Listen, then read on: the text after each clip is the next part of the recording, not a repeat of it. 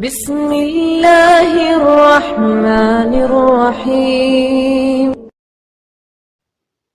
بسم اللہ الرحمن الرحیم۔ جنت میں شجر کاری۔ نبی اکرم صلی اللہ علیہ وسلم نے فرمایا، میں شب معراج حضرت ابراہیم خلیل اللہ علیہ السلام سے ملا۔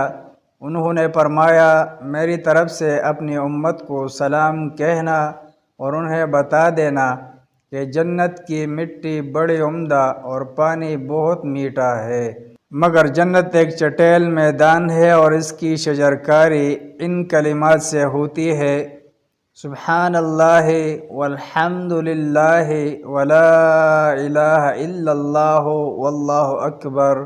اللہ پاک ہے، ہر قسم کی تمام تعریفیں اسی کے لیے ہے، اس کے سوا کوئی معبود برحق نہیں اور وہ سب سے بڑا ہے۔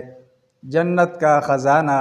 سیدنا ابو موسیٰ اشعری رضی اللہ عنہ کہتے ہیں کہ نبی کریم صلی اللہ علیہ وسلم نے فرمایا، کیا میں تجھے جنت کے خزانوں میں سے ایک خزانے کی خبر نہ دوں؟